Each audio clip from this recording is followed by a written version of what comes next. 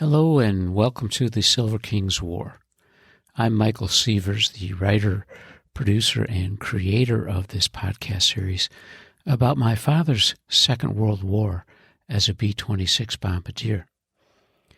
Today we continue in the Silver King's letters from Carlsbad, New Mexico, and Bomber School. It's late in December and just before the Christmas holiday season, and the king is writing long, wistful letters. Stanley writes to his family on Thursday, December 23rd, 1943. Dearest Ones, a little late for Xmas greetings, but better late than not at all. I know just being home was a very merry holiday for all. Nonetheless, my wishes are here and now submitted. Also, I wish you all a very happy New Year, and may the coming year be only the health, happiness, and wealth you so justly deserve. I can easily picture the wonderful time you all will have with Richie on Xmas morning. Being so much older, I'm sure he will get a big kick out of it. How I wish I could be there to join you in all the fun.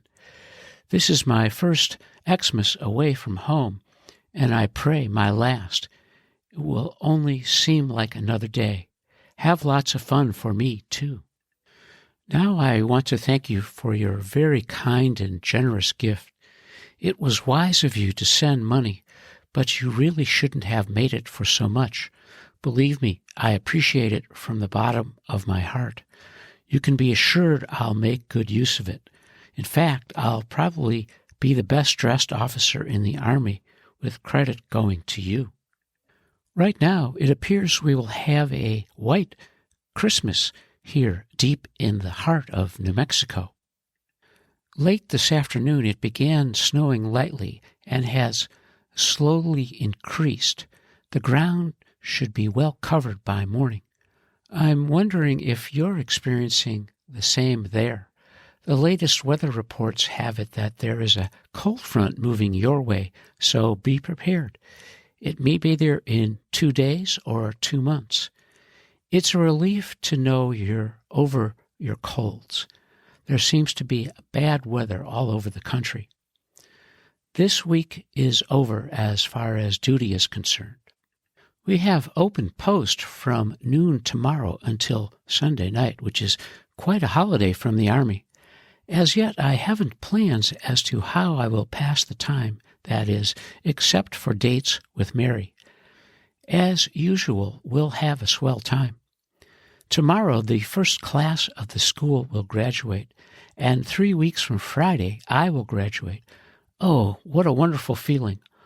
All week, the graduating class has been walking around in their pinks and greens, and they really look swell. My squadron will have to attend the exercises in the morning, so we'll know what to do when our time comes. I don't know yet if they are getting a leave. I'll get all the details tomorrow. Then I'll have a pretty good idea of what kind of a deal we will get. If I can possibly get what I ask for, I'll be in good shape. I'm not sure it's permissible, but I'm going to put in a request for training in a B-26. It's a medium bombardment ship instead of heavy, as the Flying Fortress is. It's a much better ship, too, and from the reports I've read, they are doing better in combat than the Fortress. Besides that, a great deal of the training in this ship is being done in Florida. So I'll be killing 2 birds with 1 stone, closer to home and safety in combat. Also, I'll have a few more days at home if I get a delay en route. I won't need as much traveling time as I would if I had to report back in the West someplace. Keep your fingers crossed. This being the 15th week, I should be finished with my flying. However, I'm only halfway through. I'm supposed to have 120 hours in the air to graduate, but now I have only about 60. It's the school's fault because it's being new. They still haven't worked out a satisfactory schedule. So now we'll be flying morning, noon, and night to make up the hours. Already we are scheduled to fly Sunday night. I should be kept plenty busy for the next 3 weeks, and it will probably become very tiresome. I'd say it was almost impossible to do it if I didn't know nothing is impossible for the Army. I just wish you could be here for my graduation. It will surely be a gala occasion. You can bet your boots I'll be in Chicago to see you if I get the time. I do so want to spend some time with Richie. I'm going to try to call Sunday morning, and I hope this time Richie will talk to me. I hope you won't be up too late Saturday night, as my call will come early. Keep well, and please write me when you get the chance. Give Richie and Cece a big kiss and hug for me. And thanks again for the check. Lots of love, Stan. The Silver King writes a brief addendum to this letter. Dearest Mother and Dad, I know you will read this, and I want you to know I'm thinking of you. I've got reservations for you at the La Caverna. You surely have a terrible trip ahead of you. I'm glad you'll have a day to rest up. You'll surely need it. I hope you're as excited about it as I am. 3 weeks from tonight, you will be here. That, I think, is the most marvelous thing in the world to look forward to. Please keep well and take extra care of yourselves. Write me soon. I love you and miss you, Stan. And Merry Christmas to Ida. The Silver King's letter right before Christmas is revealing in a change in his thinking about his war. He had really expressed great interest in heavy bombardment because he was in love with the flying fortress, the B-17. But he'd been reading about the B-26 and made a decision to apply for medium bombardment. That request and some luck in 1944 will change his war. Stanley made it through his holiday weekend in style, and he writes to his family on Monday, December 27, 1943. Dearest Ones, I'm terribly sorry I didn't call you over the weekend. It was just an impossibility to get through due to the overcrowded lines. I had the girl put the call in at 8 a.m. Saturday, and I waited until 5 p.m. with no success. And then I tried again Sunday, all morning. I suppose everyone was trying to call home. If it wasn't such a long delay at night, I would call during the week, or at least I would try. But not knowing what night you would be home and not knowing when I would be free, I can't promise. I'll keep trying over the weekend, but don't be disappointed when you don't hear from me. It was a swell Xmas vacation, and I made the most of it. If I hadn't had to come back to fly last night, it would have been perfect. 4 of us had a small room at the La Caverna. It was a regular open house at all hours of the night and day. Liquor was flowing like water, and I had my share of it. Never have I seen so many drunks. It seemed like everyone was trying to outdrink the other, and that included the officers as well as the cadets. The 2 bars and 1 dance hall were jammed and packed. It was almost impossible to dance. Still, everyone had a great time. Xmas Day, Mary invited me to have dinner at her house, which I thought was very nice. I didn't go, however, hoping that your call would come through. So I spent the day relaxing and recuperating from the night before. It was a very quiet Xmas. At 5 in the afternoon, I finally gave up and went to see Mary. We went out for dinner, a movie, and dancing later. The USO gave the dance Saturday night as all the bars were closed all day. It wasn't too bad, and I had a swell time. Sunday, I came back to camp early so I could rest in order to fly. Then comes time to fly. Bad weather sets in. The mission is canceled, and a whole evening where I could have been having fun is shot to hell. It really burned me up, and the same thing will probably happen next weekend. Already we are scheduled to fly Sunday afternoon. We don't get any time off for New Year's. In fact, I won't even be able to get to town. We fly Friday afternoon, Saturday morning, and Sunday afternoon. I could go in Saturday night until midnight, but I'm going to sleep so I'll feel like flying Sunday. It's like I told you. We are short of hours, and they will make us fly at every possible opportunity. The weather is terrible. All day it has been cloudy and very cold. This morning there was a slight snow flurry, but I think it's too cold to snow now.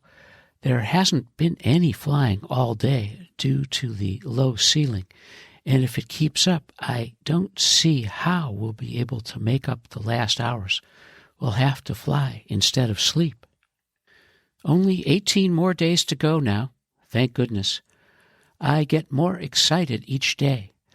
I'm happy to report that the class which just graduated got 10 days delay en route. It isn't much when you have to travel in the 10 days, but a hell of a lot better than nothing. I'm almost positive I'll get the same, perhaps even more. Of course, my length of stay at home will be determined by the base I will have to report to. I still have hopes of going back to Florida. They can give the West back to the Indians. I think I wrote you that I've changed the date of your reservations at the hotel. You can expect a good service when you get here, as the girl behind the desk is a personal friend of mine. No kidding. My name is almost like magic in this town. There isn't any more news, only that I wish you a very happy New Year. It's needless to tell you all my wishes. I think they can go without saying.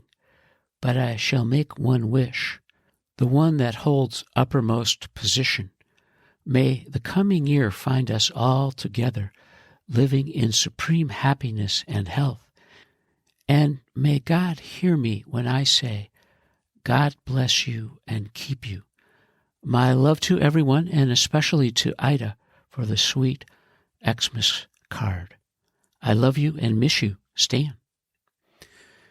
Our hero, the Silver King, is finishing 1943 with great confidence about the coming year. As he writes to his family on Saturday, January 1st, 1944. Dearest Ones, I hope this finds you all well and having lots of fun. Since last night was New Year's Eve, I suppose you celebrated in grand style. Don't fail to write me what you did and who was the big drunk this year.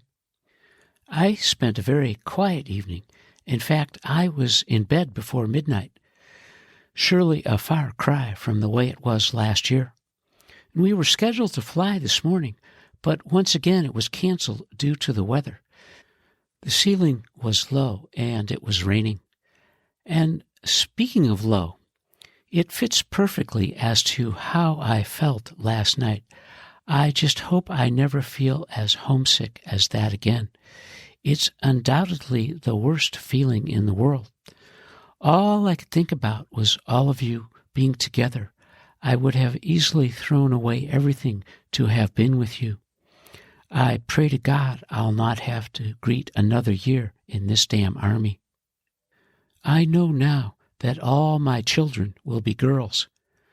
No son of mine will go through what I have in the past year, and I haven't had it half as bad as some of the others.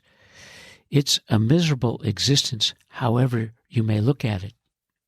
I could have gone to town tonight since I don't fly until tomorrow afternoon, but I know if I did go in, I would only get drunk and wouldn't be in shape to fly tomorrow. The one and only consolation is that there are only 2 weeks to go. Believe me, graduation day will be the happiest of my life. I'm confident we'll be given 10 days delay en route. Not many days, but you can be sure I'm going to live a lifetime during it. So don't be surprised if you suddenly gain a daughter-in-law. Of course, it will be someone you've met and know. And there's no telling how long I'll be in this country. By this time, I'm sure you're resigned to the fact that I'll have to go sooner or later, and I'm determined to get my share of happiness before that time comes. Some people might think that is a selfish attitude to take and even unfair to a girl, but I know different. I know it can be done. With the money I'll be making, I'm sure I can support a wife. Or even if it is a struggle, it couldn't be as bad as the lonely nights on an army post. We'll have a long trip home together, though, and we can discuss it more fully. Just keep it in mind. I flew another navigation mission Friday. It was a follow-the-pilot type. I did fair on it, missed destination by 5 miles, and was 2 minutes early on my ETA. I call it fair because last time I had a 0-0 mission. But the navigators always say that any time destination can be seen, it's a good mission. And on clear days, you can see about 50 miles, so I guess you can call it a good mission. We carried bombs with us and dropped them when we got back. It was bombing from 1,000 feet and lots of fun. A different procedure is used at this low altitude. It's more difficult than the other as everything must be accurate to the nth degree. If it isn't, you'll never come near the target. At 160 miles per hour, the ground is going under so fast, the target is gone before you can get a good look at it. You have about 1 second to spot where the bombs hit. It's really exciting. The schedule is out for the coming week. There is so much flying, I would do just as well by living in a plane. I fly every day but one, and fly 3 nights. Take my word for it, that's a lot of time in the air. I'm through with ground school. The time we aren't in the air will be spent on the skeet and pistol range. I don't look forward to that, as it's too damn cold to be on the range. I'm really complaining tonight, aren't I? I tried on my officers' uniforms the other night. Boy, are they beautiful. 2 to 1, you won't recognize me in them. I've got a trench coat that won't stop for anything, and it shouldn't because it set me back $65, but it really is a honey. It's one of these affairs that will be a top coat, raincoat, and overcoat. It has a lamb's wool removable lining. The coat is a light gray gabardine. When I put it on, I look like Superman, real zooty. Out of the $250 the government gives me, I've spent $182 for just the necessities: blouse, 2 pants, 2 shirts, a trench coat, and a cap. I'll need lots more, but will wait until I'm settled to buy. You can be sure I'll be a well-dressed officer. There will be no confusing me with any OCS man. Remember how Jerome was dressed, and you'll see the difference when you see me. I received a swell box of cookies and candy from Aunt Sylvia. Mother, when you write her, thank her for me. I won't have the time, and it was very sweet of her to remember me. I'm hoping to call you in the morning, but if I don't get through, you'll know I tried. No more news. I'll try to write again during the week, but it looks doubtful. Keep well. My love to everyone. Write soon. Love to Ida. I love you and miss you, Stan. Stanley, our hero, was always a very sharp dresser, and he really is ready for graduation and his commission and gold bars, as he writes his last letter from Carlsbad Army Airfield on Thursday, January 6th, 1944. Dearest Ones, I've been wanting to write you all week, but this is the first chance I've had. I've been flying night and day since Sunday, and this is the first night I've had off. My total number of flying hours is 90 now, and I've still a lot more to get. I'll probably be flying up to the last day. Believe me, it's plenty tiresome. I'm worn out. Tomorrow morning and tomorrow night I'll be flying again. At the rate I'm going, I'll need some time off to recuperate. Well, next week this time, you'll be here. I hope you're as excited about it as I am. Only a week to go. I can remember when it was 18 weeks. I can truthfully say I'm not sorry to see it end. It's been a struggle all the way. I can't promise to meet your train, as there may be things that will have to be done here at the base. So if I'm not there, you'll know it's because I couldn't make it. You go straight to the hotel. Your room will be waiting, and you can wait there until I call. Gee, I can hardly wait to see you. It seems like a year since we've been together. It will certainly be a happy reunion. I hate to tell you this now, but graduation has been changed again, back to Saturday, Jan 15, as it was originally. I'm sorry it caused you so much trouble to change your reservations, but that's typical of the Army. For all I know now, it might be changed again. So you come as you plan now. We'll leave here Saturday night instead of Friday night. It will give you an extra day to rest up before going back. I'm sure you'll need it after such a hard trip. I do hope it won't be too tiresome for you. Make the most of it, and I'll treat you to a good time when you get here. I received a delicious box of candy from the Robins this week. I wish I had the time to write them, but I'm so busy and tired I can't even think straight. Please thank them for me now, and I'll do it in person in about 10 days. Dodie never seems to forget anyone. Be sure to give her a big kiss for me. It was sweet of Aunt Lena and Uncle Dodie to want to buy me a uniform. The pants and shirt are awfully expensive and would make a swell gift, but I'm glad you advised them against it. All my stuff must be tailor-made or else it won't fit right, so I'd rather not have it. Sounds like you all had a swell New Year's Eve. I might have known the crowd would congregate at the Grand Hotel. You probably had more fun at home than you would have had at the hotel. At least you could put the drunks to bed easy enough. I surely wish I could have been there. And thanks for forwarding Daly's letter. If you remember, he was the red-headed kid I was with all the time before I came in the Army.